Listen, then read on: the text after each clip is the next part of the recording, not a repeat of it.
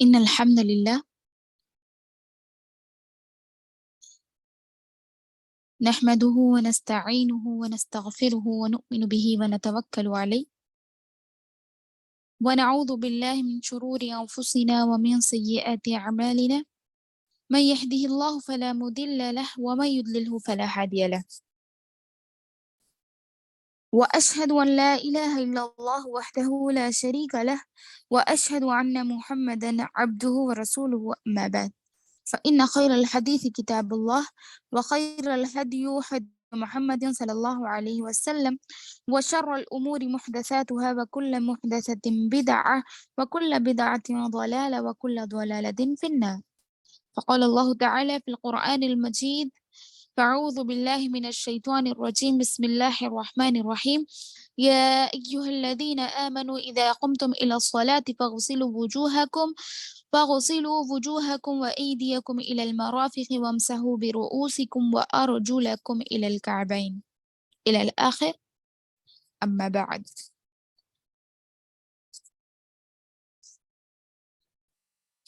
میری پیاری بہنوں، میں تہ دل سے آپ سبھی کا استقبال کرتی ہوں۔ السلام علیکم ورحمۃ اللہ وبرکاتہ۔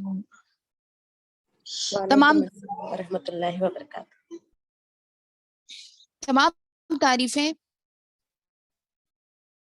اللہ وحدہ لا شریک، خالق کائنات، مالک ارض و سما کے لیے لائق و سزاوار ہے، جس نے ہم کو لیکن سوجان سے پیدا کیا۔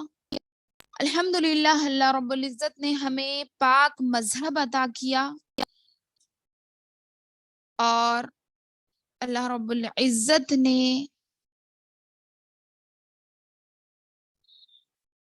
ہم تمام کے لیے اسلام کو چنا اور ہمیں مسلمان گھرانوں میں پیدا کیا تاکہ ہم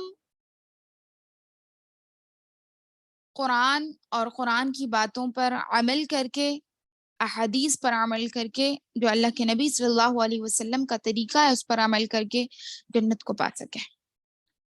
بعد درود و سلام نازل ہو اللہ کے بھیجے گئے سبھی انبیاء کرام پر، بالخصوص اپنے آخری نبی محمد صلی اللہ علیہ وسلم پر۔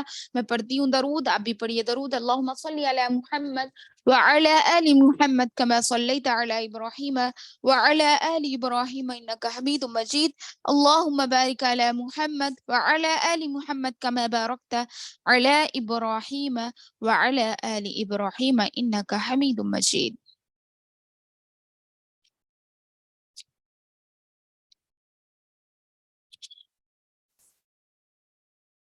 جیسا کہ آپ سب جانتے ہیں، الحمدللہ ہم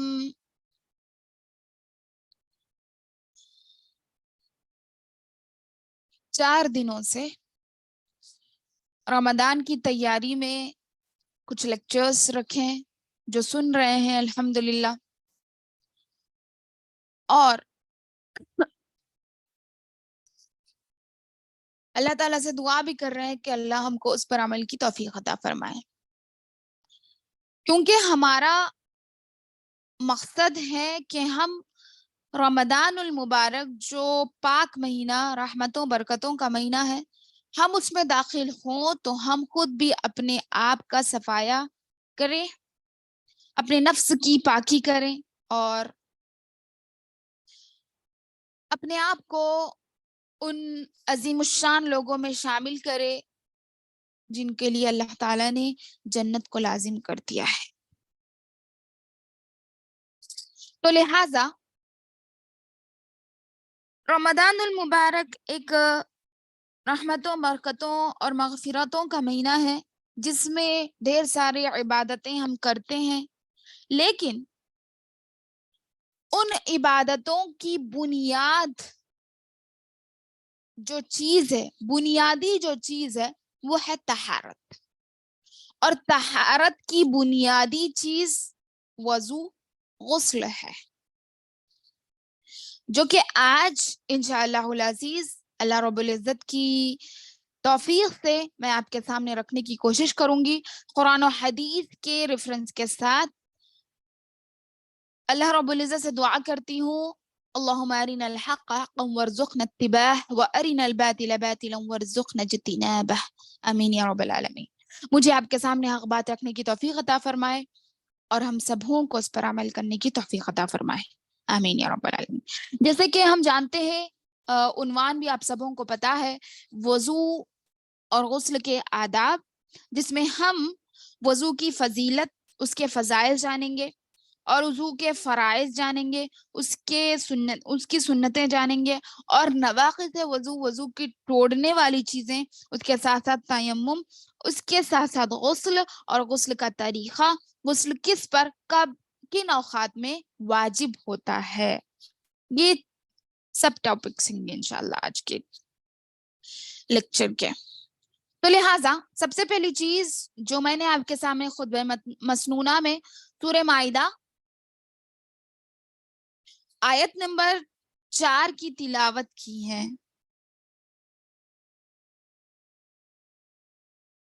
کیا اعوذ باللہ من الشیطان الرجیم، بسم اللہ الرحمن الرحیم، یا ایہا الذین آمنوا اذا قمتم الى الصلاة فاغسلوا وجوہکم وایدیکم الى المرافق وامسحوا برؤوسکم وارجلکم الى الکعبین۔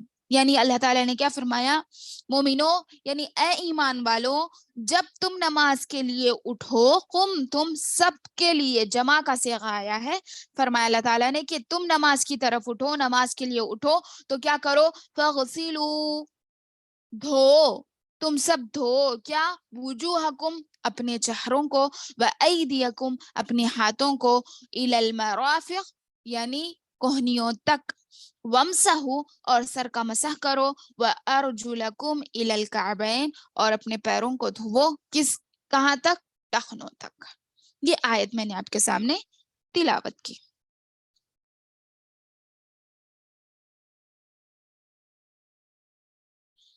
وضو کی فضیلت کے تعلق سے میں آپ کے سامنے ایک دو حدیث رکھتی ہوں، پھر آگے چڑھیں گے انشاءاللہ۔ حضرت عبداللہ رضی اللہ عنہ سے روایت ہے، کہتے ہیں رسول صلی اللہ علیہ وسلم نے فرمایا، جب بندہ وضو کرتا ہے تو کلی کرے اس کے منہ سے گناہ نکل جاتے ہیں، اور جب وہ ناک صاف کرتا ہے تو اس کے ناک سے گناہ نکل جاتے ہیں، اور جب وہ اپنا چہرہ دھوئے گا تو اس کے چہرے سے گناہ نکل جاتے ہیں، حتیٰ کہ اس کے پلکوں کے نیچے سے بھی گناہ نکلتے جاتے ہیں۔ یعنی پلکوں سے جو پانی ٹپکتا ہے، وہ پانی کے ٹپکنے سے بھی ہمارے گناہ نکلتے جاتے ہیں۔ جب اپنے ہاتھوں کو دھوتا ہے تو ہاتھوں سے اس کے گناہ نکل جاتے ہیں، اللہ تعالیٰ دھل دیتے ہیں، حتیٰ کہ اس کے ہاتھوں کے ناخنوں کے نیچے سے اس کے گناہ نکل جاتے ہیں۔ جب وہ اپنے سر کا مسح کرتا ہے تو اس کے گناہ نکل جاتے ہیں، حتیٰ کہ اس کے کانوں کی لو سے جو پانی ٹپکتا ہے اس سے بھی گناہ نکل جاتے ہیں۔ جب وہ اپنے پاؤں دھوتا ہے تو اس سے بھی اس کے گناہ نکل جاتے ہیں، حتیٰ کہ اس کے پاؤں کے ناخنوں کے نیچے سے بھی گناہ نکل جاتے ہیں۔ پھر اس کا مسجد کی طرف چلنا اور اس کے نفل نماز پڑھنا اس کے لیے تمام گناہوں کی معافی کا ذریعہ ہوگا۔ سبحان اللہ۔ اللہ کے نبی صلی اللہ علیہ وسلم کے الفاظ ہیں، یہ میرے اور آپ کے الفاظ نہیں ہیں۔ اللہ کے نبی صلی اللہ علیہ وسلم فرماتے ہیں، لیکن وضو اس کے فرائض اور اس کے سنتوں کے مطابق ہو، اور ہماری نیت اللہ رب العزت سے خالص ہو، ہمارے اندر اخلاص ہو کہ میں رب العزت کے لیے یہ وضو کر رہی ہوں، اور اس لیے کر رہی ہوں کہ میرے گناہ اس کی بدولت معاف ہو جائے۔ اور ایک اور حدیث جس کے راوی حضرت انس رضی اللہ عنہ ہے، فرماتے ہیں، بے شک اللہ کے رسول صلی اللہ علیہ وسلم نے فرمایا، بے شک نیک خصلت، یعنی خصلت یعنی عادت، نیک عادت جو کسی آدمی یا انسان میں ہوتی ہے وہ ہے اللہ اس کی وجہ سے، جو کسی انسان میں ہوئی ہے جس کی وجہ سے اس کے تمام اعمال درست کیا کر دیتے ہیں، کون؟ اللہ رب العزت۔ ایک ایسی خصلت جو انسان کے اندر ہوتی ہے جس کی وجہ سے اللہ رب العزت اس کے تمام اعمال کو درست کر دیتے ہیں، آدمی کا اپنی نماز، وہ خصلت کیا ہے، وہ عادت کیا ہے، آدمی کا اپنی نماز کے لیے جو وضو ہے، اللہ اس کے وضو کی وجہ سے اس کے گناہ کو معاف کر دیتے ہیں، جبکہ اس کی نماز اس کے لیے نفل رہ جاتی ہے۔ یعنی نفل نماز کے لیے جب انسان وضو کرتا ہے تو اللہ تعالیٰ اس کے گناہوں کو معاف کر دیتا ہے، اس کے اعمال کو درست کر دیتا ہے، جو اس کے برے اعمال ہے اس کو درست کر دیتا ہے۔ ایک اور حدیث میں حضرت ابو ہریرہ رضی اللہ عنہ مروی ہے، کہتے ہیں رسول صلی اللہ علیہ وسلم نے فرمایا، کیا میں تمہیں ایسا عمل نہ بتاؤں جس سے اللہ تعالیٰ گناہوں کو مٹا دے اور درجات بلند کرے؟ لوگوں نے کہا، یعنی صحابہ کرام رضوان اللہ علیہ مجمعین نے کہا، کیوں نہیں اللہ کے نبی صلی اللہ علیہ وسلم؟ فرمایا، ناپسندیدگیوں میں پورا وضو کرنا۔ ناپسندیدگی میں یعنی جب ہمارا دل نہ چاہے، جب سخت سردی ہو، جس وقت ہم پانی میں ہاتھ ڈالنے کے لیے ڈرتے ہیں، اس وقت ناپسندیدگیوں میں ہم وضو کریں، اور مساجد کی طرف زیادہ قدم، اور نماز کے بعد نماز کا انتظار۔ یہ 3 چیزیں اللہ کے نبی صلی اللہ علیہ وسلم نے فرمائے۔ ایک، وضو کا کرنا ناپسندیدگی میں بھی۔ دوسرا، مساجد کی طرف چل کر جانا اور زیادہ قدم چل کر جانا۔ اور تیسری چیز جو اللہ کے نبی صلی اللہ علیہ وسلم نے فرمایا وہ کیا ہے، نماز کے بعد نماز کا انتظار کرنا۔ یعنی ایک نماز ہوتے گی دوسری نماز کا انتظار کرنا۔ یہ 3 اعمال جس کے اندر ہے، اللہ تعالیٰ کیا کرتا ہے، اس کے گناہوں کو معاف کر دیتا ہے اور اس کے درجات کو بلند کرتا ہے۔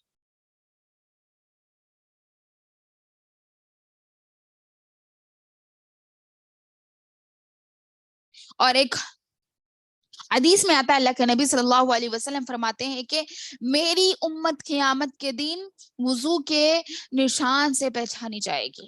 اور اللہ کے نبی صلی اللہ علیہ وسلم نے اس کے بعد اسی حدیث میں حکم دیا کہ جو اپنے نور کو برقرار رکھنا چاہتا ہے، جو اپنے نور کو، یعنی اس کے نشانات کی وجہ سے قیامت کے دن پہچانے جائیں گے نا، تو اللہ کے نبی صلی اللہ علیہ وسلم نے فرمایا کہ جو اپنے نور کو برقرار رکھنا چاہتا ہے اسے چاہیے کہ وہ زیادہ سے زیادہ وضو کرے، یعنی وضو سے رہیں، اپنے آپ کو پاک رکھیں، کیونکہ نماز کے لیے شرط وضو ہے۔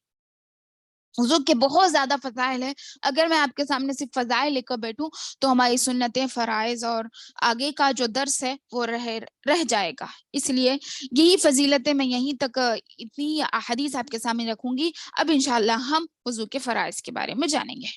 اس کے فرائض یعنی وضو کے فرائض، وضو کے کیا ہے، کچھ ارکان و فرائض ہیں جن سے وہ صحیح ثابت ہوتا ہے۔ اگر ان میں سے کوئی فرض رہ جائے، یعنی وضو میں سے کوئی فرض رہ جائے تو وہ صحیح ثابت نہیں ہوتا، اور نہ ہی شرعن یعنی شریعت کے لحاظ سے وہ نیکی میں شمار ہوتا ہے۔ اس لیے وضو کرتے وقت تمام فرائض کو اور تمام سننوں کو، یعنی اس کی سنتوں کو اور اس کے فرائض کو مد نظر رکھتے ہوئے ہمیں اچھی طرح وضو کرنا چاہیے۔ کیا فرمائیں؟ اور بہت جگہ جس شخص نے اچھی طرح وضو کیا نہیں، کیا فرمایا اللہ کے نبی صلی اللہ علیہ وسلم نے، اچھی طرح وضو کیا اور 2 رکعت نفل نماز پڑھی، اللہ کے خاطر 2 رکعت نفل نماز پڑھی اور اپنی گناہوں کی توبہ کی، اللہ تعالیٰ اس کے تمام گناہوں کو معاف کر دیتا ہے۔ یہاں پر شرط اللہ کے نبی صلی اللہ علیہ وسلم نے کیا بتائی کہ اچھی طرح وضو۔ اچھی طرح وضو کا مطلب کیا ہوتا ہے؟ جسے ہم وضو کرتے ہیں نہیں، ہم میں سے بعض لوگوں کے فرائض چھوٹ جاتے ہیں، کوئی فرض چھوٹ جاتا ہے، کوئی سنتیں چھوٹ جاتی ہیں، یا پھر ہم سے کوئی حصہ یعنی وضو کا کوئی حصہ سوکھا رہ جاتا ہے جسے گیلا کرنا چاہیے۔ تو اس میں تمام چیزوں کا خیال رکھنا چاہیے۔ تو پہلا فرض ہے وضو کے لیے النیہ، یعنی نیت۔ اس کی اصل وجہ وہ ارادہ ہے جو کام کے لیے کیا جائے، اس میں اللہ تعالیٰ کی رضا ہو، اللہ تعالیٰ کی خوشنودی ہو، اس کے حکم کی فرما برداری ہو، اور اس کے حاصل کرنے کا مقصد ہو ہمارے دل میں۔ یہ محض ایک قلبی عمل ہے، یعنی دل کا عمل ہے، اس میں زبان کا کوئی دخل نہیں. یعنی نیت کرنے کے لیے ہم زبان سے نیت نہیں کریں گے کہ اللہ تعالیٰ میں آپ کی رضا کے خاطر وضو کرنے جا رہی ہوں، اتنا پانی لوں گی، اتنے آزاد ہوں گی، یہاں سے یہاں تک دھوں گی. یہ سب چیزوں کی ضرورت نہیں ہے، کیونکہ نیت جو جسے کہا جاتا ہے النیہ، یہ قلبی عمل ہے، دل کا عمل ہے، اس میں کوئی زبانی عمل نہیں ہے، لسانی عمل یہ نہیں ہے. اس شریعت میں زبان سے نیت کو ادا کرنا ثابت نہیں ہے. اس کی فرضیت کی دلیل کیا ہے؟ حضرت عمر رضی اللہ عنہ سے روایت ہے، کہتے ہیں انما الاعمال بالنیات، ہر عمل کا دار و مدار نیت کی بنیاد پر ہے، لہذا اس کے بغیر کوئی عمل شرعاً شمار نہیں کیا جائے گا. ہر شخص کے لیے وہی کچھ ہے جو اس نے نیت کی. یعنی اگر آپ نے وضو کی نیت کی، نیت آپ کی نماز کے لیے ہے، نیت آپ کی صرف اللہ اکبر وضو نہیں مینس نماز نہیں پڑھنا ہے آپ کو، لیکن پھر بھی آپ صرف وضو سے رہ کیوں؟ کیونکہ مجھے میرا اتنا وقت بھی وضو سے رہنا ہے، مینس یہ وقت بھی نیکی میں شمار ہو، اس وجہ سے آپ وضو کر رہے ہیں. یعنی ہر چیز کی الگ الگ نیت ہوتی ہے جو ہمارا قلب ہی جانتا ہے، یعنی ہمارا دل ہی جانتا ہے. تو اس وجہ سے ہمیں نیت خالص اللہ رب العزت کے لیے رکھنی ہوگی. دوسرا فرض ہے چہرے کو دھونا 1 مرتبہ. دیکھیے پہلا تو نیہ ہے، جو کہ میں نے آپ کے سامنے سورہ مائدہ کی آیت نمبر 4 تلاوت کی. کیا ہے؟ یا ایھا الذین آمنوا اذا قمتم الی الصلاۃ. پہلی چیز تو اے ایمان والو اذا قمتم الی الصلاۃ، جب تم ارادہ کرو نماز کی طرف، جب تم ٹہرو نماز کی طرف. تو ٹہرنا اس سے پہلے ہم ارادے میں آیا، تو اس میں ایک نیہ ہو گئی. پھر اس کے بعد الی الصلاۃ، نماز کی طرف. تو کیا بولے اللہ تعالیٰ؟ پہلا فرض. دیکھیے جو بات ہم کو اللہ تعالیٰ کی طرف سے معلوم ہو اس کو فرض کہا جاتا ہے، جو نبی کریم صلی اللہ علیہ وسلم کی سنت سے ہمیں ملتی ہے اسے سنت کہا جاتا ہے. تو اس آیت میں فرائض کو بتا دیا گیا. تو الی الصلاۃ، جب تم نماز کی طرف ٹھہرو تو کیا کہا اللہ تعالیٰ نے کہ فَاغْسِلُوا وُجُوهَكُمْ، اپنے چہرے کو دھو.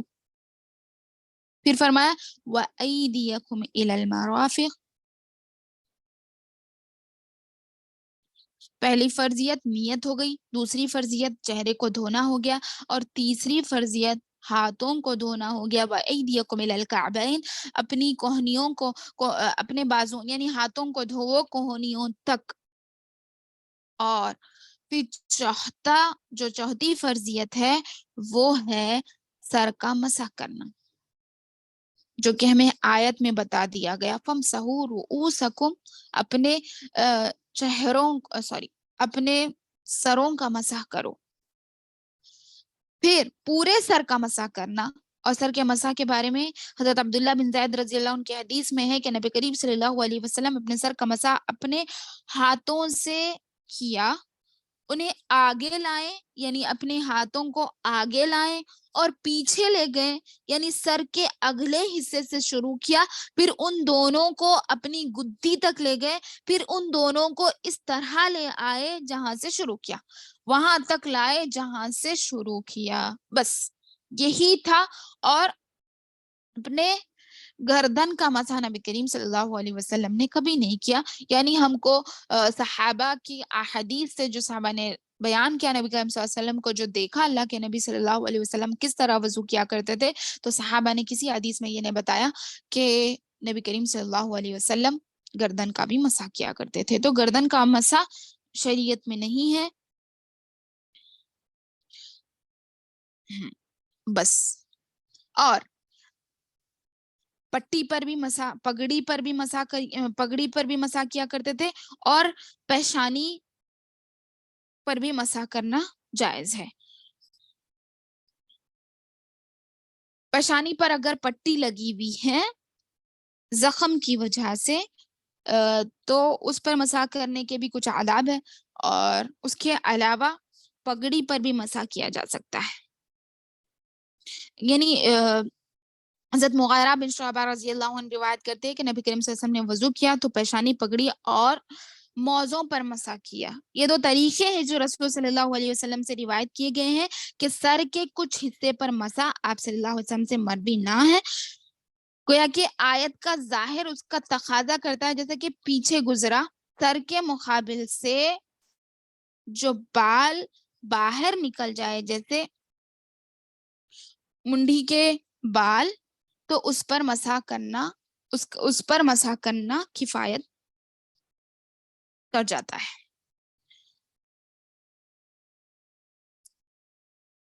پانچواں جو فرض ہے وہ ہے پاؤں کو ٹخنوں سمیت دھونا. یہ حدیث رسول صلی اللہ علیہ وسلم کے قول اور فعل کے تحت ثابت ہے کہ حضرت ابن عمر رضی اللہ عنہ فرماتے ہیں رسول صلی اللہ علیہ وسلم ایک سفر میں ہم سے پیچھے رہ گئے تھے. آپ صلی اللہ علیہ وسلم ہم تک پہنچے جبکہ ہم نے عصر کو مؤخر کر دیا تھا. ہم وضو کرنے اور اپنے پاؤں پر ہاتھ پھیرنے لگے. آپ صلی اللہ علیہ وسلم نے 2 یا 3 مرتبہ بآواز بلند فرمایا, ایڑیوں والوں کے لیے جہنم کی آگ کی تباہی ہے. اللہ اکبر کبیرہ. کیا فرمایا اللہ کے نبی صلی اللہ علیہ وسلم نے؟ ہم میں سے کتنے لوگ ایسے ہیں جو ایڑیوں کو سوکھا چھوڑ دیتے ہیں. اللہ کے نبی صلی اللہ علیہ وسلم نے یہاں پر فرمایا عمر رضی اللہ عنہ کو بلند آواز سے, یعنی پورے صحابہ جو وضو کر رہے تھے جن کی ایڑیاں یعنی گیلی نہیں ہوئی تھی, سوکھی تھی, تو اللہ کے نبی صلی اللہ علیہ وسلم نے آواز بلند کر کے فرمایا کہ جس کی ایڑیاں سوکھی رہ گئی ان کے لیے جہنم کا عذاب ہے, تباہی ہے جہنم کے عذاب سے. اللہ اکبر. تو یہ فرائض ہو گئے. اور اس میں فرائض میں ایک اور فرض ہے جس کو یعنی ترتیب کہا جاتا ہے. ترتیب یعنی کیونکہ اللہ تعالیٰ نے آیت میں جو ہے نا, یا ایھا الذین آمنوا اذا قمتم الی الصلاۃ فاغسلوا وجوہکم وایدیکم الی المرافق وامسحوا برؤوسکم وارجلکم الی الکعبین کہا. یعنی ایک ایک چیز کو ترتیب وار کرنا. کچھ چیزوں کو ہم سامنے کر لیے, کچھوں کو پیچھے کر لیے, آگے پیچھے کر لیے, تو یہ بھی فرض میں نہیں ہے, جبھی بھی وضو نہیں ہوگا. اس لیے جو اللہ تعالیٰ نے بتایا آیت میں تو اس کے مطابق ہم دھوئیں گے اپنے اعضاء کو. تو جب ہی ترتیب وار ہوگا تو یہ بھی ترتیب رکھنا, وضو میں ترتیب رکھنا, یہ بھی چھٹا فرض ہے. یہ چیز کو یاد رکھیں. ایک مرتبہ پھر دہراؤں, پہلی فرضیت کیا ہے؟ النیہ یعنی نیت ہے. پھر اس کے بعد فاغسلوا وجوہکم ہے یعنی چہرے کو دھونا, وایدیکم الی الکعبین اور اپنے ہاتھوں کو کونیوں تک دھونا, فامسحوا رؤوسکم اپنے چہروں کا سر کا مسح کرنا, پھر اس کے بعد اپنے ٹخنے کو کونیوں سمیت دھونا, پھر اس کے بعد ترتیب رکھنا. ان تمام چیزوں کو ترتیب میں رکھنا. یہ وضو کی فرائض ہوں گے. وضو کے سنتیں یعنی وہ قول اور فعل جو رسول صلی اللہ علیہ وسلم سے مروی ہے اس میں لزوم نہ ہو اور چھوڑنے والے پر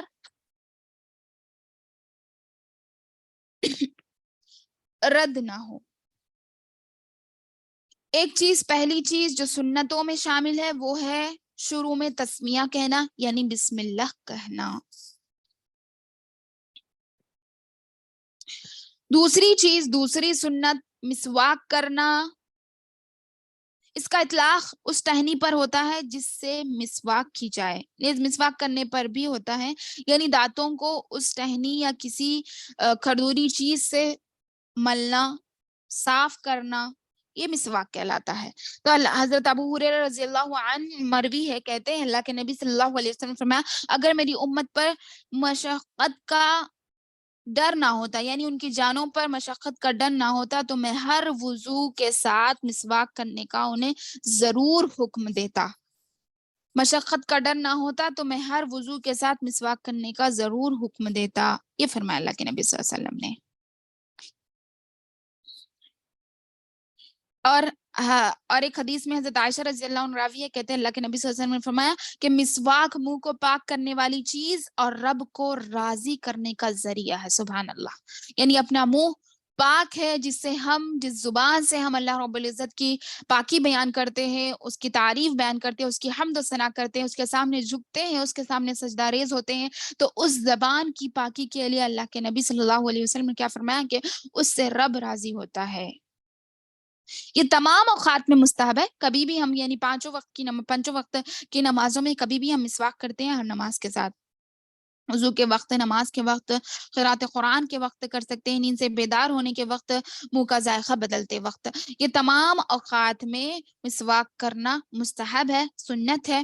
اور اللہ کے نبی صلی اللہ علیہ وسلم نے فرمایا کہ جو شخص اگر مجھے میری امت پہ مشقت کا ڈر نہ ہوتا تو میں ہر نماز کے ساتھ ہر وضو کے ساتھ مسواک کرنے کا حکم دیتا. لیکن اللہ کے نبی صلی اللہ علیہ وسلم نے حکم نہیں دیا، لیکن اتنی بات تو کہہ دی، تو ہم سنت سمجھتے ہوئے اگر کریں گے تو اللہ تعالی ہم کو اس کا اجر دے گا انشاءاللہ، اور رب ہم سے راضی بھی ہوگا انشاءاللہ. لیکن نیہ ہماری خالص اللہ رب العزت کے لیے ہونی چاہیے انشاءاللہ والعزیز. اور تیسری سنت ہے وضو کے شروع میں ہتھیلیوں کو 3 مرتبہ دھونا، کیونکہ حضرت ابن عاص رضی اللہ عنہ سے روایت ہے، کہتے ہیں میں نے رسول صلی اللہ علیہ وسلم کو دیکھا، آپ صلی اللہ علیہ وسلم نے وضو کیا تو اپنی ہتھیلیوں کو 3 مرتبہ دھویا. اور حضرت ابو ہریرہ رضی اللہ عنہ سے بھی مروی ہے کہ نبی کریم صلی اللہ علیہ وسلم نے فرمایا جب تم میں سے کوئی نیند سے بیدار ہو تو اپنا ہاتھ برتن میں نہ ڈالے یہاں تک کہ اسے 3 مرتبہ دھو لیں، کیونکہ وہ نہیں جانتا کہ اس کا ہاتھ کہاں رات گزارتا ہے. اس وجہ سے 3 مرتبہ پہلے ہاتھ دھوئیں، پھر اس کے بعد اپنا ہاتھ برتن میں ڈالیں. پھر چوتھی سنت ہے 3 مرتبہ کلی کرنا، کیونکہ نبی صلی اللہ علیہ وسلم نے فرمایا جب تم وضو کرو تو کلی کرو. 5ویں سنت ہے 3 مرتبہ ناک میں پانی ڈالنا اور ناک صاف کرنا، کیونکہ حضرت ابو ہریرہ رضی اللہ عنہ ہی مروی ہے، کہتے ہیں رسول صلی اللہ علیہ وسلم نے فرمایا جب تم میں سے کوئی وضو کرے وہ اپنی ناک میں پانی ڈالے، پھر ناک صاف کرے، اچھی طرح ناک صاف کرے، اسے جھاڑے. سنت یہ ہے کہ ناک میں پانی دائیں ہاتھ سے جبکہ بائیں ہاتھ سے ناک صاف کرے. پانی کیا کرے؟ دائیں ہاتھ سے ڈالے اور ناک صاف بائیں ہاتھ سے کرے، کیونکہ حضرت علی رضی اللہ عنہ کی حدیث میں ہے کہ آپ صلی اللہ علیہ وسلم نے پانی منگوایا، کلی کی، ناک میں پانی ڈالا، بائیں ہاتھ سے ناک کو صاف کیا، ایسا 3 مرتبہ کیا، پھر فرمایا یہ اللہ کے نبی صلی اللہ علیہ وسلم کا وضو ہے. کلی اور ناک میں پانی ڈالنا ثابت ہو جائے گا جب پانی منہ میں یا ناک میں کسی بھی اندر سے پہنچ جائے. یہ ہو گیا، یہ ہو گئی 5ویں سنت ناک میں پانی ڈالنا. اور چوتھی سنت جو کہ مردوں کے لیے ہے وہ ہے داڑھی کا خلال کرنا، کیونکہ نبی کریم صلی اللہ علیہ وسلم اپنی داڑھی کا خلال کیا کرتے تھے. اور 7ویں سنت انگلیوں کا بھی خلال کرنا، جب ہاتھوں کو دھوئیں تو اپنے ہاتھوں کی انگلیوں میں خلال کرے، کیونکہ ایسا اور اگر انگوٹی پہنے ہوئے ہیں تو انگوٹی کا خلال کرنا، کنگن پہنے ہوئے ہیں تو اسے بھی ہلانا مستحب معلوم ہوتا ہے، کیونکہ پانی کو ہر اس جگہ تک پہنچانا جو وضو کرنے میں مشروع ہے، ہر اس اعضاء تک پانی کا پہنچانا وضو کی سنتوں میں شامل ہے. اور کون سا بھی جو بھی اعضاء سوکھا رہ جائے گا، جس کا بھی اعضاء جو اعضاء کو بھگانا وضو میں سنت ہے، اگر کوئی اعضاء سوکھا رہ جائے گا، گیلا نہیں ہوگا، تو اس میں بھی کیا ہے، وضو نہیں ہوگا. اس لیے انگلیوں کا خلال کرنا چاہیے، اور اگر انگوٹھی پہنے ہوئے ہیں اس کا خلال کریں، اگر کنگن پہنے ہوئے ہیں تو اس کا بھی خلال کریں. اور 8ویں سنت ہے ہر اعضاء کو 3 مرتبہ دھونا، 8ویں سنت ہے ہر اعضاء کو 3 مرتبہ دھونا.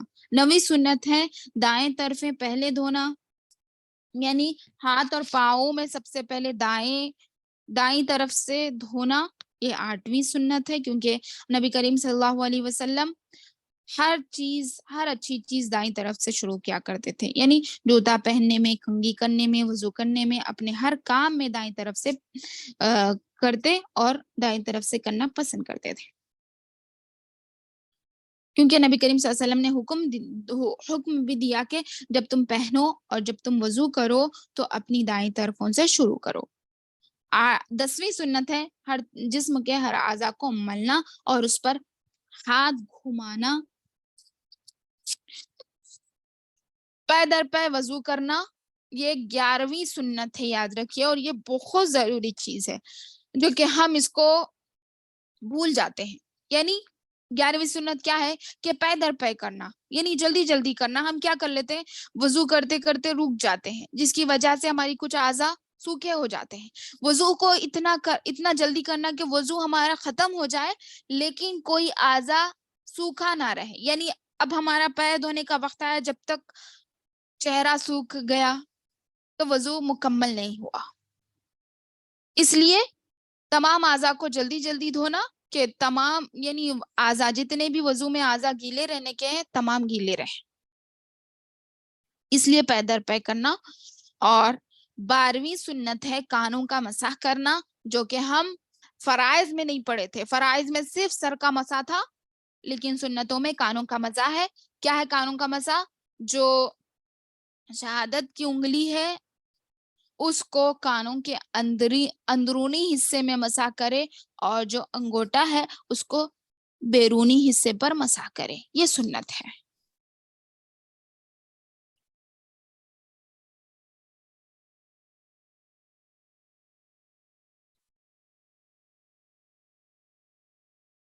اور 13ویں سنت ہے جو کہ نبی کریم صلی اللہ علیہ وسلم نے فرمایا کہ پانی میں میانہ روی اختیار کرنا، گویا کہ پانی سمندر سے لیا جاتا ہو. یعنی پانی میں میانہ روی اختیار کرنا یعنی کہ ہم کم از کم پانی میں وضو کریں. یہ وضو کی سنتیں ہیں. اور آخری سنت جو ہے وہ ہے وضو کے بعد دعا کرنا، دعا پڑھنا. بعد کی دعا جو ہے اشہد ان لا الہ الا اللہ وحدہ لا شریک لہ واشہد ان محمدا عبدہ ورسولہ. یہ دعا پڑھنا سنت ہے. اور اس کے بعد اور ایک بھی دعا جو موقوف ہے، درست کہا جاتا ہے، وہ ہے اللہم اجعلنی من التوابین واجعلنی من المتطہرین. یہ دعا بھی پڑھنا. یہ ہو گئی وضو کی سنتیں اور وضو کے فرائض.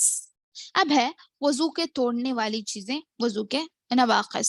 نواقص ہے وضو کو توڑنے والی چیزیں. وضو کے کچھ نواقص ہے جو اسے باطل کر دیتے ہیں اور توڑ دیتے ہیں. جیسے ہر وہ چیز جو سبیلین یعنی پیشاب اور پیخانے کے راستے سے نکلے، اس میں کیا کیا چیزیں آئیں گی؟ پیشاب، پیخانہ، دوسرے دبر کی ہوا. ٹھیک ہے، ہوا کا خارج ہونا، یہ 3 چیزیں اس میں آئے گی. یعنی جو سبیلین دونوں راستوں سے نکلتے ہیں، ایک تو پیشاب پیخانہ، دوسرا ہے ہوا کا خارج ہونا. ہوا کے خارج ہونے سے بھی وضو ٹوٹ جاتا ہے. دوسری نواقص جو ہے اس پر بھی احادیث میں نے نوٹ کیے تھے، لیکن وقت کی کمی کی وجہ سے میں حدیث آپ کے سامنے رکھ نہیں سک رہی، صرف نواقص بتا دے جاؤں گی انشاءاللہ. دوسری اور دیکھیے وضو کے ٹوٹنے میں سبیلین سے جو چیزیں نکلتی ہیں، پہلی چیز تو پیشاب پیخانہ ہے، پہلی یہ 3 چیزیں ہو گئی، دبر سے ہوا خارج ہونا. اور چوتھی، پانچویں، چھٹی چیز مزی، منی اور ودی کا نکلنا، کیونکہ ان چیزوں سے بھی وضو ٹوٹ جاتا ہے. کیونکہ مزی کے متعلق رسول صلی اللہ علیہ وسلم کا کیا فرمان ہے جو ہم نے پرسوں کی کلاس میں پڑھا، کیا تھا کہ مزی جب نکلے گا تو وضو ٹوٹ جائے گا. منی تو اس پر تو غسل ہے، اور مزی اور ودی جو ہے وہ فرمایا اللہ کے نبی صلی اللہ علیہ وسلم نے، میں نے اپنے ذکر کو دھویا اور اپنا نماز والا وضو کر لیا. یعنی کیا کرنا ہے، جب وضی یا مدی نکلے، ودی اور مزی، منی نہیں کر رہی ہوں میں، ودی اور مزی جب نکلے تو کیا کرنا ہے، اس کو دھونا ہے اور وضو کرنا ہے.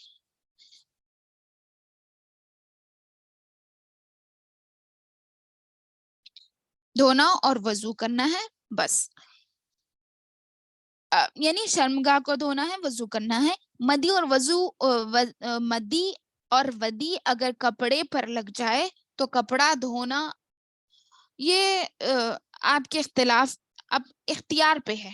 اگر آپ دھوئے تو بہتر ہے، نہ دھوئے تو بھی کوئی حرج کی بات نہیں ہے، لیکن صرف ذکر کو دھونا چاہیے، یعنی شرمگاہ کو دھونا چاہیے اور وضو کر لینا چاہیے. اس سے بھی وضو ٹوٹ جاتا ہے. یہ 5 چیزیں آ گئی سبیلین میں. کیا کیا؟ پیشاب، پیخانہ، ہوا کا خارج ہونا، مزی، ودی اور منی کا خارج ہونا. منی سے تو غسل ہی واجب ہوتا ہے، لیکن وضو بھی نہیں رہتا باقی. اس کے بعد ہے دوسری جو نواقص وضو میں ہے، وہ ہے استغراق والی نیند. یعنی جس کے ہوتے ہوئے کچھ ادراک نہ ہو، یعنی کچھ ہمیں معلوم نہ ہو، ہمیں کوئی سمجھ نہ ہو، ایسی گہری نیند جو ہم کسی سہارے پر ٹیک لگا کر، کسی چیز کا سہارا لے کر سوئے ہوں.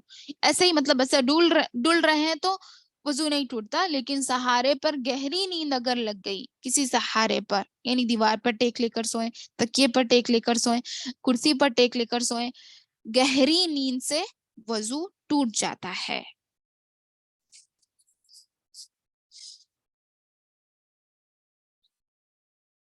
اور تیسری چیز ہے زوال عقل،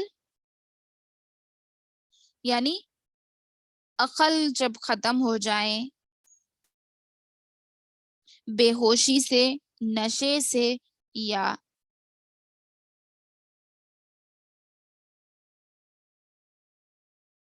ہاں غفلت کی نیند سے، یعنی اس طرح کی چیزوں سے بے ہوشی. زوال عقل سمجھ رہے ہیں نا، عقل کا ختم ہو جانا، یعنی جن حالتوں میں عقل کام نہیں کرتی اس وقت بھی وضو ٹوٹ جاتا ہے. یعنی جنون میں، بے ہوشی میں، نشے میں، دوا کچھ ایسی دوا ہو جس میں نشہ ہو، ایسے وقت بھی وضو ٹوٹ جاتا ہے. ٹھیک ہے. غفلت کی نیند میں، زمین پر لگی جو نیند ہوتی ہے اس میں بھی، جو کہ ہم پہلے ہی پڑھ چکے ہیں، بغیر کسی رکاوٹ کے شرمگاہ کو چھونے سے. چوتھی چیز، بغیر کسی یعنی بغیر شلوار قمیض کے شرمگاہ کو چھونے سے، یعنی بغیر کپڑے کے شرمگاہ کو چھونے سے بھی وضو ٹوٹ جاتا ہے. یعنی ڈائریکٹلی اگر شرمگاہ کو ہاتھ لگ رہا ہے تو وضو اس سے بھی ٹوٹ جاتا ہے. اور جو چیزیں وضو کو نہیں توڑتی وہ کیا ہے؟ بغیر رکاوٹ کے عورت کو چھونے سے وضو نہیں ٹوٹتا. چھو سکتے ہیں عورت کو چھونے سے وضو نہیں ٹوٹتا، کیونکہ حضرت عائشہ رضی اللہ عنہ روایت کرتی ہے کہ نبی کریم صلی اللہ علیہ وسلم ان کا بوسہ لیا جبکہ آپ صلی اللہ علیہ وسلم دروازے پہ تھے اور روزے دار بھی تھے، نماز کے لیے جا رہے تھے. بوسہ لیا اور نماز کے لیے چلے گئے، لیکن اللہ کے نبی صلی اللہ علیہ وسلم نے وضو نہیں کیا دوبارہ سے، اسی طرح نماز کے لیے چلے گئے. تو اس سے ہمیں یہ معلوم ہوتا ہے کہ بوسہ لینے سے وضو نہیں ٹوٹتا. ہاں اگر منی کا خروج ہوا تو وضو ٹوٹ جاتا ہے، یہ شرط ہے، یاد رکھیں.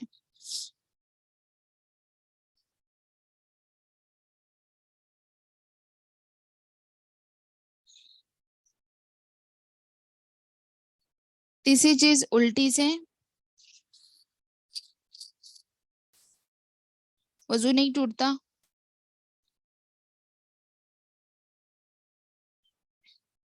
ایک منٹ، بسم اللہ الرحمن الرحیم.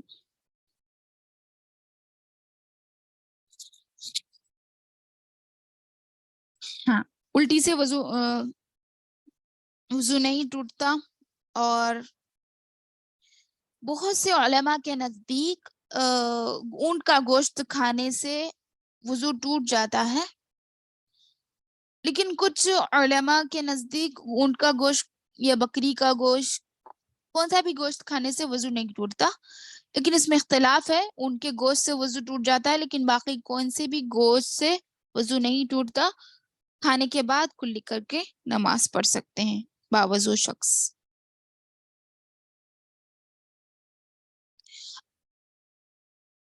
شک میں بھی وضو نہیں ٹوٹتا، جیسے وضو کرنے باوضو شخص اگر وضو کے متعلق شک میں ہے، جب وضو کرنے والے شخص کو کیا ہے، شک ہو کہ اس کا وضو ٹوٹ چکا ہے یا نہیں، اس کے شخص کو اس شخص کو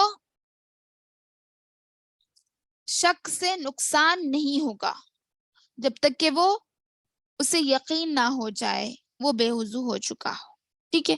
عباد بن تیمم اپنے چچا رضی اللہ عنہ سے روایت کرتے ہیں کہ انہوں نے نبی کریم صلی اللہ علیہ وسلم سے شکایت کی کہ آدمی کو خیال پڑتا ہے کہ نماز میں کوئی چیز پاتا ہے، فرمایا وہ نہ پھرے حتیٰ کہ اس کی آواز سن لے یا بو پالے، یعنی شخص سے وضو یا نماز نہیں ٹوٹتی، بلکہ ہم کو اس پر اتفاق ہونا چاہیے۔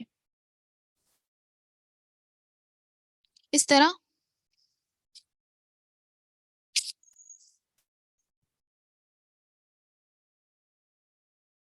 ہنسنے سے وضو نہیں ٹوٹتا، میت کو نہلانے سے وضو واجب نہیں ہوتا،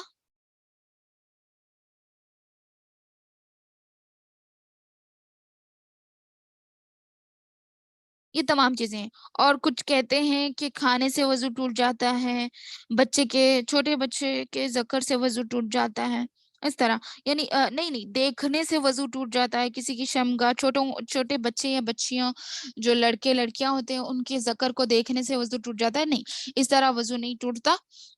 دیکھنے سے وضو نہیں ٹوٹتا، چھونے سے، وہ بھی خود اپنی شمگاہ کو بغیر کپڑے کے چھونے سے وضو ٹوٹتا ہے، لیکن ایسے ہی وضو نہیں ٹوٹتا کسی کو دیکھنے سے، یا نہ جانے اور کچھ کہتے رہتے ہیں، جیسے مطلب کچھ بات کیے تو وضو ٹوٹ گیا، یہاں بیٹھے وہاں بیٹھے تو وضو ٹوٹ گیا۔ تو ان تمام جو میں نے نواقض سے وضو آپ کے سامنے بیان کیے، اس کے علاوہ سے کچھ اور چیز کرنے سے وضو نہیں ٹوٹتا۔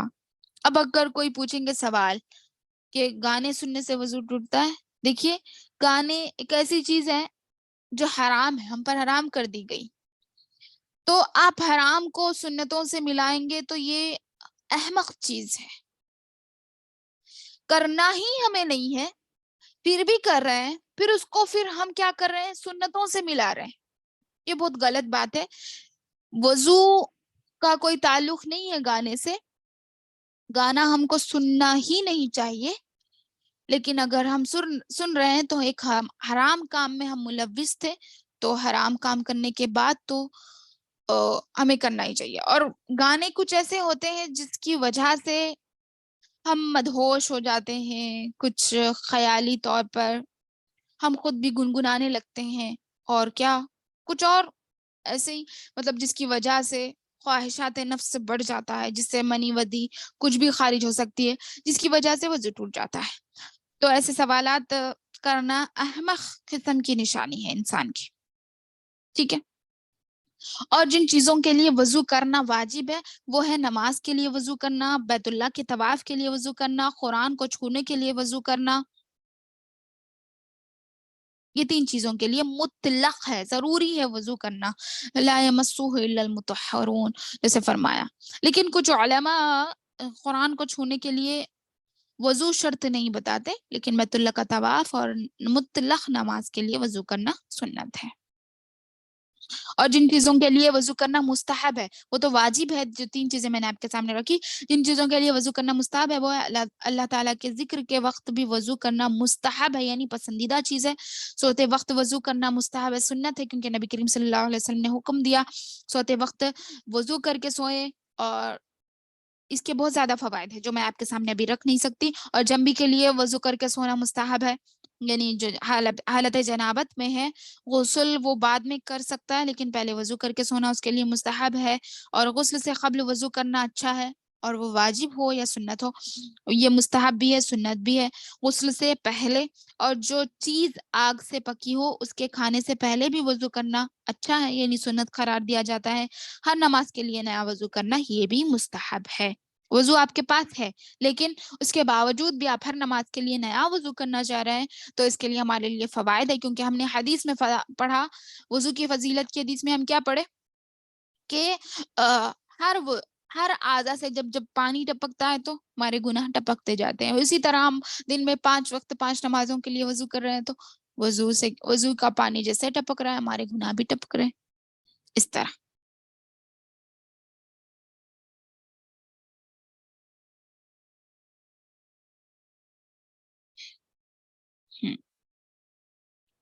یہاں تک ہو گیا وضو کا بیان۔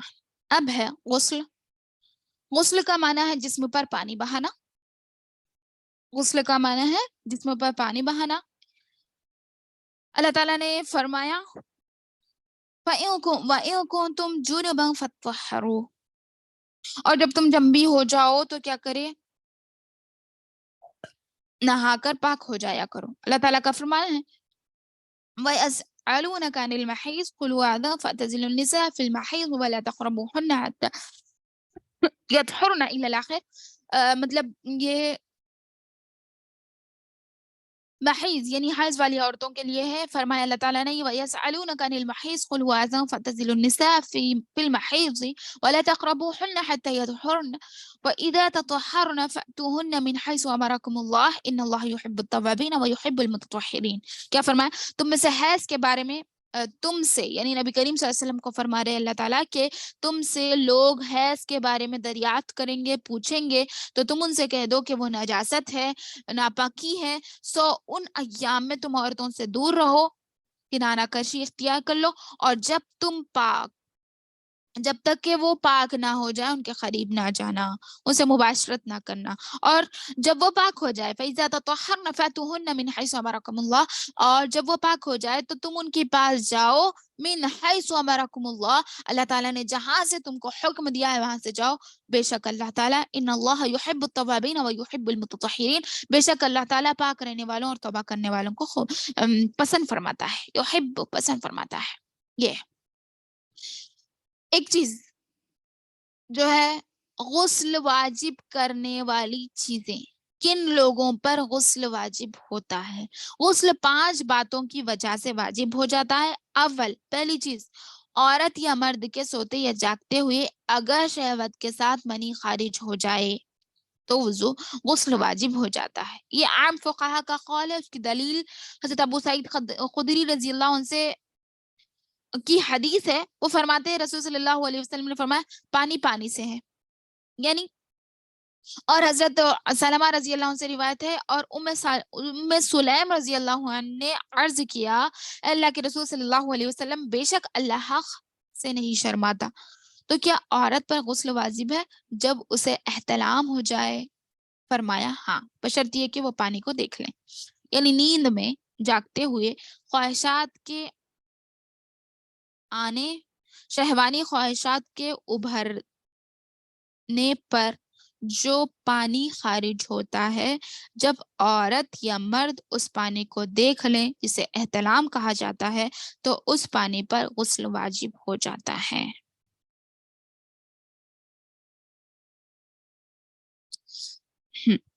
منی اگر شہوت سے نہ نکلے بلکہ مرض یا ٹھنڈک سے نکلے تو غسل واجب نہ ہوگا، جس کی حدیث حضرت علی رضی اللہ عنہ راوی ہے، کہتے ہیں رسول صلی اللہ علیہ وسلم فرمایا جب تم منی کو زور سے خارج کرو تو وضو کر لو، مطلب صرف منی خارج ہو گئی تو وضو کرنا یہ مستحب ہے۔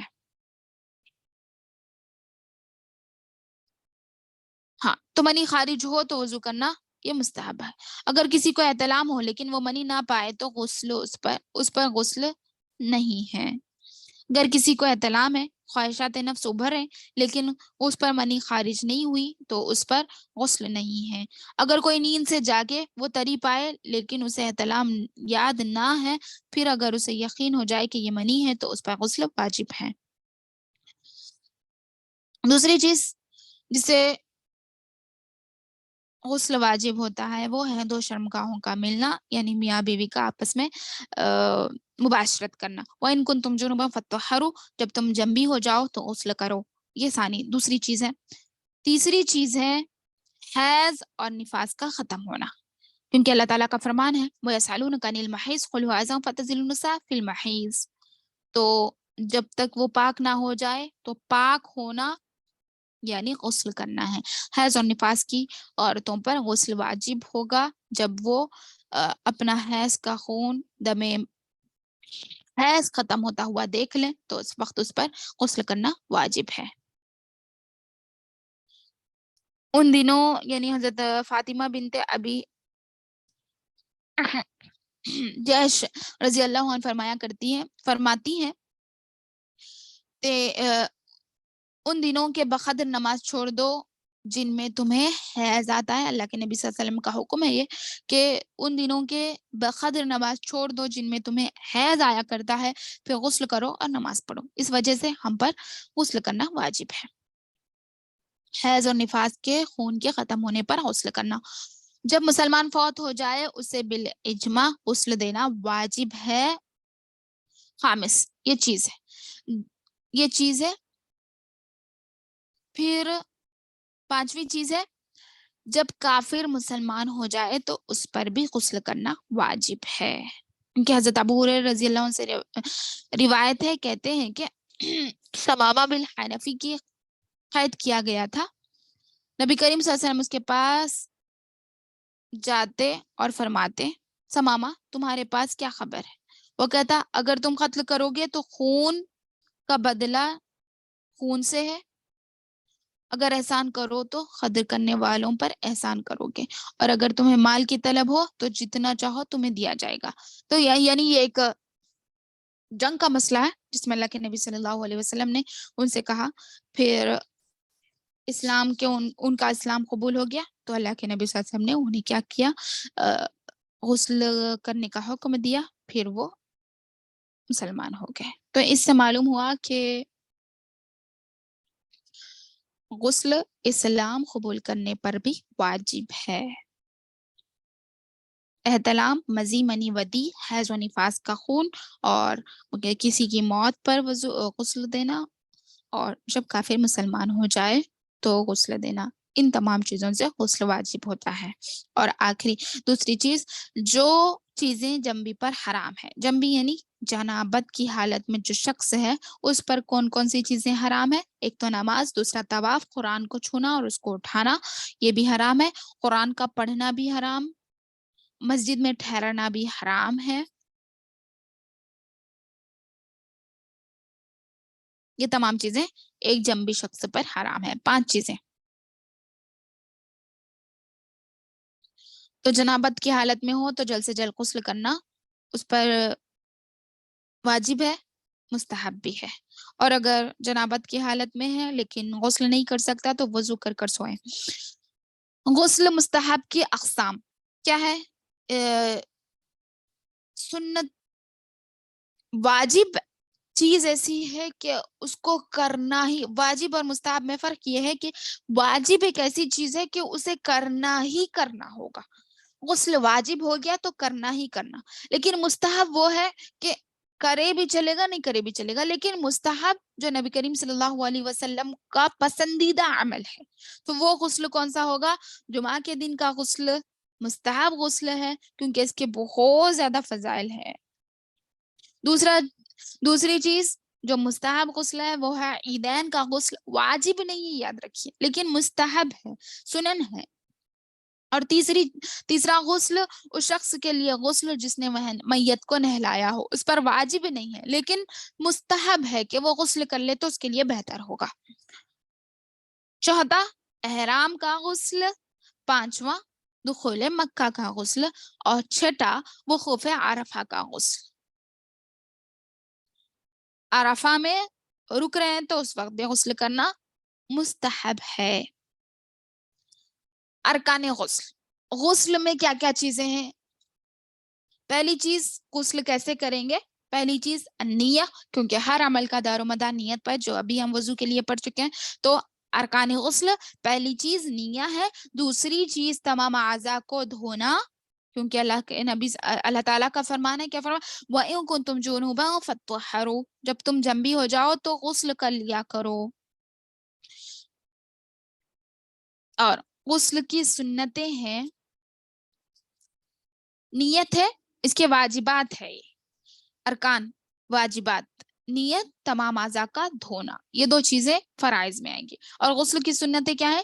غسل کرنے والے کے لیے رسول صلی اللہ علیہ وسلم کے غسل کے طریقے کو ملحوظ رکھنا اس کے لیے مسنون ہے، یعنی اس کے لیے شرط ہے، مسنون ہے یعنی سنت ہے۔ جیسے اول تو اپنے ہاتھ 3 مرتبہ دھوئے گا، دوم کیا ہوگا، پھر اپنی شرمگاہ کو دھوئے گا، پھر کامل وضو کرے گا، جیسے نماز کے لیے وضو ہوتا ہے، اسے چاہیے کہ اپنے پاؤں دھونا غسل کے تمام ہونے تک مؤخر کر دے۔ اگر وہ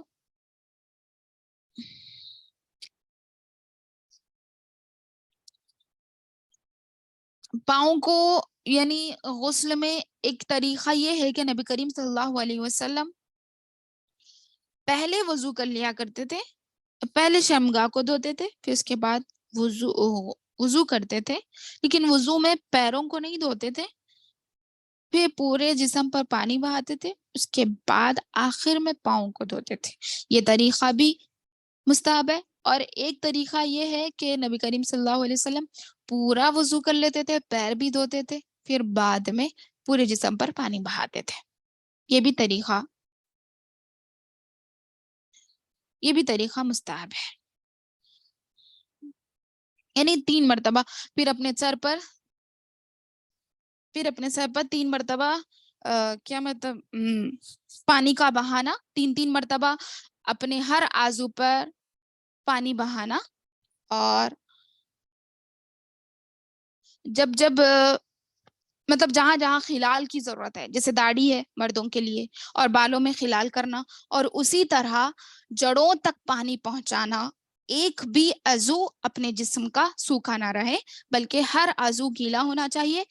اگر غسل میں کوئی بھی عضو سوکھا رہ جائے تو غسل نہیں ہوگا، یہ شرط واجب ہے۔ ایک اور طریقہ جو نبی کریم صلی اللہ علیہ وسلم سے ثابت ہوتا ہے کہ آپ صلی اللہ علیہ وسلم پورا غسل ایک ساتھ، پہلے شرمگاہ کو دھو لیں، پھر اس کے بعد پورا غسل ایک ساتھ کر لیں، اور آخر میں کلی کر لیں، کیونکہ اس سے پورا وضو ہو جائے گا۔ یہ بھی ایک طریقہ ہے جو مستحب طریقہ ہے۔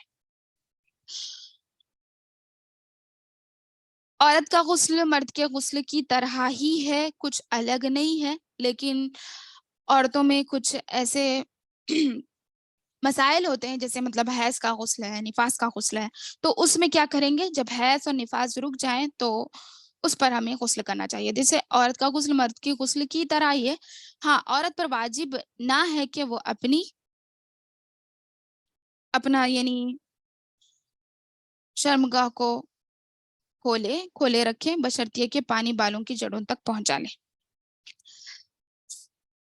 اور نہ ایک حدیث سے ثابت ہے جس میں ام سلمہ رضی اللہ عنہ روایت کرتی ہیں کہ وہ نبی کریم صلی اللہ علیہ وسلم کے پاس گئی اور ان سے پوچھا کہ میری یعنی چوٹی بہت موٹی اور لمبی ہے، جس کی وجہ سے میں غسل کے وقت اسے کھول نہیں پاتی، تو میرے لیے کچھ مسئلہ بتا دے۔ تو اللہ کے نبی صلی اللہ علیہ وسلم نے فرمایا کہ تم اپنی چوٹی کو نہ کھولو بلکہ اپنی جڑوں تک پانی کو پہنچا لو، تمہارے لیے یہ کافی ہے، اور باقی جسم پر پانی بہا لو۔ تو اس طرح بھی عورت کر سکتی ہے۔ حیض و نفاس، جنابت کا غسل وہی ہوگا جو میں نے بتایا نبی کریم صلی اللہ علیہ وسلم کے غسل کے مطابق۔ اور اس میں دیکھیے عورت کے غسل کے پانی اگر بچ گیا، غسل کے پانی جو بچ جاتا ہے اس پانی سے مرد کو غسل نہیں کرنا چاہیے، یہ سنت کے خلاف ہے۔ لیکن اگر مرد کا غسل کا پانی بچ گیا تو اس میں عورت غسل کر سکتی ہے،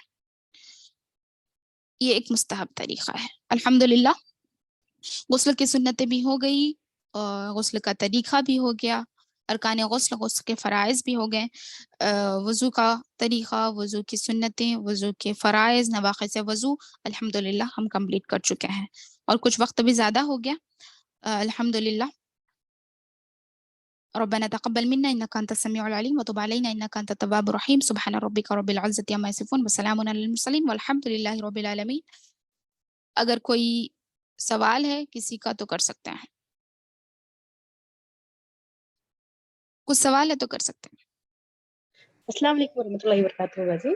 وعلیکم السلام ورحمۃ اللہ وبرکاتہ. جی باجی, وضو میں جب کان دھوتے ہیں تو کیا کانوں کے سوراخ میں پانی جانا ضروری ہے؟ نہیں ضرور صرف مسح بتایا نا, مسح ہے, صرف کانوں پہ مسح ہے. لیکن کہ وہ بھی جانا ضروری ہے, مطلب اس میں کان ایئر رنگس پہنے ہوئے ہوتے ہیں تو مطلب سوراخ کے اندر جانا مشکل ہو جاتا ہے نا.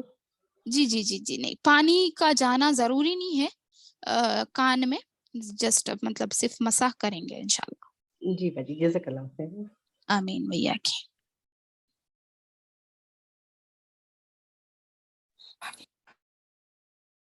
جی کسی کا کوئی سوال اور؟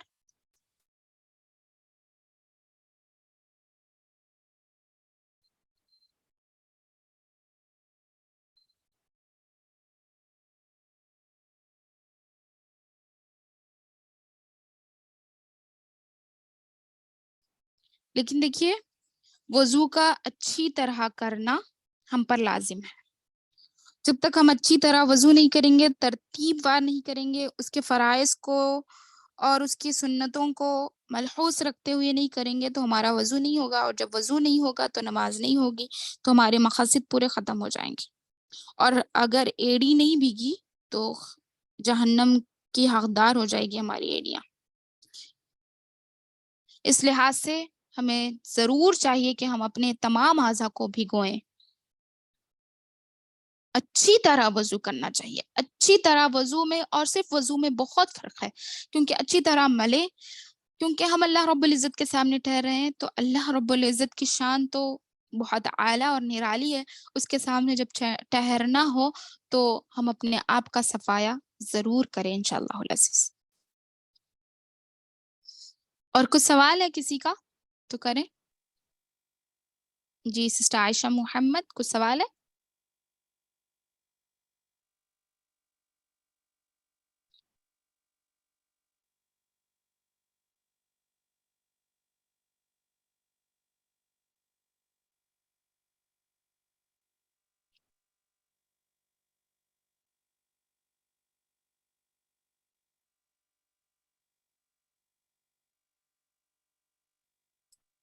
ٹھیک ہے, الحمدللہ ہم کمپلیٹ کر چکے ہیں آج کا درس بھی. اللہ تعالیٰ سے دعا ہے کہ اللہ تعالیٰ ہم تمام کے اٹھنے بیٹھنے اور کو قبول فرمائے, جو خالص اللہ کی رضا کی خاطر ہم انشاءاللہ کر رہے ہیں. اللہ تعالیٰ ہمارے اس عمل کو قبول فرمائے, اور ہم جو سنے ہیں سننے والے کو سننے سے زیادہ, کہنے والے کو کہنے سے زیادہ عمل کی توفیق عطا فرمائے. آمین یا رب العالمین.